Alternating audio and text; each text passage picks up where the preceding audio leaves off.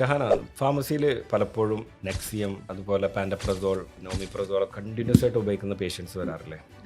നിങ്ങൾക്ക് എന്തെങ്കിലും അവർക്ക് അഡീഷണൽ ആയിട്ട് നമുക്ക് അവരെ ഇതിൽ നിന്നൊരു മാറ്റാൻ വേണ്ടി എന്തെങ്കിലും ശ്രമിച്ചിട്ടുണ്ടോ? ഏതെങ്കിലും സപ്ലിമെന്റ് എന്തെങ്കിലും കൊടുത്തിട്ട്?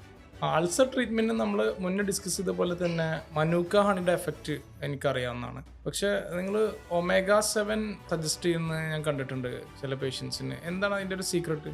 ഈ സെയിം കാര്യം ഞാനും ചോദിക്കണം വിചാരിച്ചതാണ്. അതെ, മനൂക്ക ഹണി നമുക്കറിയാം. മനൂക്ക ഹണി എംപ്റ്റി സ്റ്റൊമക്ക് കഴിച്ചാൽ അത് ഇതുപോലെ സ്റ്റൊമക്ക് ക്രാക്സ്, ചെറിയ ചെറിയ കട്ട്സ്, അതുപോലെ അൾസേഴ്സിനൊക്കെ നല്ലതാണ്. അതുപോലെ തന്നെ വളരെ എഫക്റ്റീവായ ഒരു സപ്ലിമെൻ്റ് ആണ് ഒമേഗ 7. നമ്മളെ ഫിഷ് ഓയിൽ ബേസ് അല്ല, പ്ലാൻ ബേസ്ഡ് സീബക്തും എന്ന് പറയുന്ന ഒരു പ്ലാൻ സോഴ്സിൽ നിന്ന് ലഭിക്കുന്ന ഒരു ഒമേഗ 7 നമ്മുടെ മാർക്കറ്റിലൊക്കെ അവൈലബിൾ ആണ്. അത് കുറച്ച് ലോങ് ടേമിന് ഡെയിലി കഴിച്ചാൽ നമ്മുടെ ശരീരത്തിലെ മ്യൂക്കസ് മെമ്പറൈനും സ്കിന്നും, അതായത് നമ്മളെ മ്യൂക്കസ് മെമ്പറൈൻ നമ്മളെ ഇന്റേണൽ സ്കിന്നും അതുപോലെ എക്സ്റ്റേണൽ സ്കിന്നിൽ എവിടെ ചെറിയ വൂണ്ട്, ക്രാക്സ്, ഇഷ്യൂസ് ഉണ്ടെങ്കിൽ അതൊക്കെ സോൾവ് ആവും. അതിൽ പെട്ടാണ് നമ്മുടെ മൗത്ത് അൾസർ, സ്റ്റൊമക്ക് അൾസർ. അപ്പോൾ ആളുകൾ ലോങ് ടേമിന് PPI, പാൻഡപ്രസോൾ, ഒമിപ്രസോൾ, ഗ്യാസിനുള്ള മരുന്ന് കഴിക്കുന്ന ആളുകളുണ്ടാവും. അവർക്ക് നിങ്ങൾ ഈ മനൂക്ക ഹണിയും അതുപോലെ ഈ സീബക്തും ബ്ലെൻഡായ ഒമേഗ 7 കൂടെ സജസ്റ്റ് ചെയ്താൽ അവർക്ക് നല്ല മാറ്റം ഉണ്ട്. അവർക്ക് മരുന്നിൻ്റെ അളവ് ഒരുപാട് കുറക്കാൻ പറ്റും.